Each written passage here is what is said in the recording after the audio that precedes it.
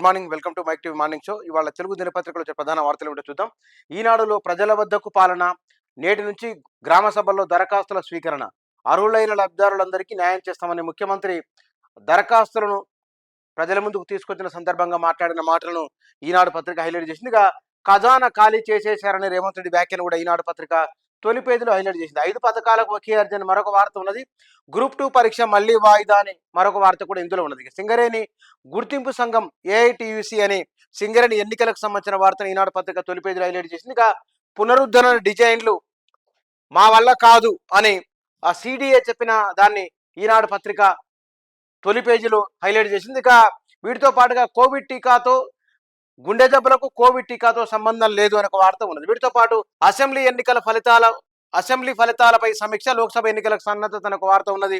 అంతర్రాష్ట్ర ఎక్స్ప్రెస్ బస్సుల కుదింపు అనే ఒక వార్త ఉన్నది. కిలో 20 రూపాయలకే భారత్ బియ్యం అనే మరో వార్త కూడా మొదటి పేజీలో ఈనాడు పత్రిక హైలైట్ చేసింది. వీటితో పాటుగా మణిపూర్ నుంచి మహారాష్ట్ర వరకు భారత్ న్యాయయాత్ర అని రాహుల్ గాంధీ యాత్రకు సంబంధించిన ఒక వార్త కూడా ఈనాడు పత్రిక హైలైట్ చేసింది. శిక్ష కంటే న్యాయంపైన దృష్ట్యాన్ని ఉపరాష్ట్రపతి జగదీప్ ధన్ఖడ్ చేసిన వ్యాఖ్యను కూడా మొదటి పేజీ హైలైట్ చేసింది ఈనాడు పత్రిక. వీటితో పాటుగా ఆంధ్రజ్యోతి దినపత్రికలో రేవంత్ రెడ్డి వ్యాఖ్యని హైలైట్ చేసింది. ఇందులో కేసీఆర్ కుటుంబం తినేది రక్తపు కూడు, ప్రజల రక్తమాంసాలను పీల్చి పిప్పి చేసి సంపాదించారని రేవంత్ రెడ్డి వ్యాఖ్యను మొదటి పేజీ హైలైట్ చేసింది. ఇక 66 కోట్లతో 22 ల్యాండ్ క్రూయిజర్లు మళ్ళీ గెలుస్తామని కొనుక్కున్న కేసీఆర్ అని రేవంత్ రెడ్డి నిన్న మీడియాతో మాట్లాడిన మాటలను హైలైట్ చేసింది ఆంధ్రజ్యోతి పత్రిక. ఇక ఏపీ పగ్గాలు షర్మిలకే అని మరొక వార్త మొదటి పేజీలో హైలైట్ చేసింది ఆంధ్రజ్యోతి.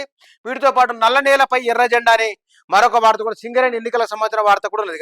భారత బియ్యం కిలో 25 రూపాయలు అనే వార్త కూడా ఆంధ్రజ్యోతి మొదటి పేజీలోనే ఇచ్చింది. ఇక గ్రూప్ 2 పరీక్ష మళ్లీ వాయిదా ఒక వార్త కూడా ఉన్నది. విశ్రాంత ఐఏఎస్ ఇంటి కబ్జాకు యత్నమనే వార్త ఉన్నది. కోవిడ్తో ఎవరూ చనిపోలేదని వైద్య ఆరోగ్య శాఖ మంత్రి చేసిన కామెంట్ కూడా మొదటి పేజీ హైలైట్ చేసింది ఆంధ్రజ్యోతిగా. రాష్ట్ర బీజేపీలో చెల్లె సారథి అనే ఒక వార్త ఉన్నది. మేడిగడ్డ ఇసుక తరలింపునకు అనుమతి ఇవ్వండి, మహారాష్ట్ర సర్కారుకు తెలంగాణ లేఖ అనే ఒక వార్త ఉన్నది. ఇక మేడిగడ్డకు 4 మంత్రులైన వార్త కూడా ఉన్నది. వ్యాపారులు కన్నడ బోర్డులు పెట్టాలనే వార్తను మొదటి పేజీలో హైలైట్ చేసింది ఆంధ్రజ్యోతి పత్రిక. భారత్ న్యాయయాత్ర ఈసారి మణిపూర్ టు ముంబై అనే వార్తను కూడా హైలైట్ చేసింది ఆంధ్రజ్యోతి. సాక్షి దినపత్రికలో ఎప్పటిలాగా 4-5 వార్తలను ఇయర్ ప్యానల్ హైలైట్ చేసింది. ఇందులో ఉన్న వాటిల్లో ఎల్గర్ అజయ్ సెంచరీ ఒక వార్త ఉన్నది. సెంచరీల రికార్డుల మూతని సెన్సెక్స్ సంబంధించిన ఒక వార్త కూడా ఉన్నది.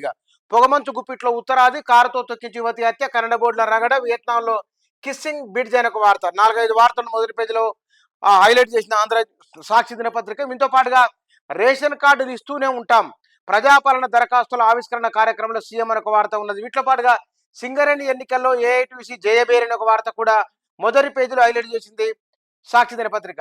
ప్రజాపాలనలో నిర్లక్ష్యం వద్దు, ఉత్తమ్ కుమార్ రెడ్డి భూముల సర్వేకు సిద్ధం కండి పొంగులేటి వార్తను కూడా ఉన్నది. మాజీ ఐఏఎస్ ఇంటి కబ్జా కేసులో ఐపీఎస్ అనే వార్త కూడా ఉన్నది. ఓడిన అభ్యర్థుల ఇన్ఛార్జ్ అనే వార్త ఉన్నది. గ్రూప్ 2 మళ్లీ వాయిదాకు సంబంధించిన వార్త ఉన్నది. బట్టికా బీసికా కొత్త ఏడాదిలో పీసీసీ అధ్యక్షులు ఎవరు అనే వార్త కూడా మొదటి పేజీలో హైలైట్ చేసింది సాక్షి పత్రిక. పీజీ ఇంకా ఈజీ అనే వార్త కూడా ఉన్నది. రాహుల్ గాంధీ భారత్ న్యాయయాత్ర సంబంధించిన వార్తను కూడా మొదటి పేజీలో హైలైట్ చేసింది సాక్షి దినపత్రిక. ఇక నేడు పార్టీ నేతలతో అమిత్ షా కీలక చర్చలు ఒక వార్త ఉన్నది. ఇండియా కూటమితో సమగ్రతకు ముప్పు అని కిషన్ రెడ్డి వ్యాఖ్యను కూడా మొదటి పేజీలో హైలైట్ చేసింది సాక్షి పత్రిక. ఇక ఎంఫిల్ గుర్తింపు లేదు, ఆ కోర్సులో ఎవరు చేరకండి, విద్యార్థులకు యూజీసీ సూచన అనే వార్త కూడా హైలైట్ చేసింది సాక్షి దినపత్రిక. ఇందులో ఇక నమస్తే తెలంగాణలో నేటి నుంచి 6 గ్యారంటీల మేలు అనే ఒక వార్త ఉన్నది. వీటితో పాటుగా హైర్ బస్సుల సమ్మె సైరన్ అనే వార్త కూడా ఉన్నది. పల్లె పట్నం పడిశం అనే ఒక్కసారిగా పడిపోయిన ఉష్ణోగ్రతలకు సంబంధించిన వార్త కూడా మొదటి పేజీలో నమస్తే తెలంగాణ హైలైట్ చేసింది. 9 నెలల చిన్నారికి కరోనా అనే వార్త కూడా ఉన్నది. గ్రూప్ 2 పరీక్షలు మళ్లీ వాయిదా అనే వార్త ఉన్నది.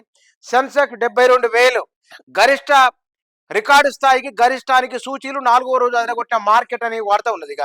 రూపీ మళ్ళీ డౌన్ అనే వార్త ఉన్నది. దళిత బంధుతో పెట్రోల్ బంక్ అనే వార్త కథనాన్ని ఇచ్చింది నమస్తే తెలంగాణ. ఇందులో ఇంటర్ అడ్మిషన్లు హైజాక్, కార్పొరేట్ కాలేజీల మాయ, వచ్చే ఏడాది సీట్లు ఇప్పటికే బ్లాక్ అనే వార్త ఉన్నది. సింగరేణి విజేత ఏఐటిసి అనే వార్త ఉన్నది. ఫిబ్రవరి 20 నుంచి ఇంటర్ పరీక్షలు, మే 2వ వారంలో టీఎస్ఎం సెట్ అనే వార్త, ఎంపీలు గుర్తింపు లేదనే వార్త నమస్తే తెలంగాణ మొదటి పేజీలో హైలైట్ చేసి లోపల పేజీలకు ఇండికేషన్ ఇచ్చింది. 4 ప్రధానమైన తెలుగు దినపత్రికలు ప్రాధాన్యత వార్తా అంశాలు ఇవి.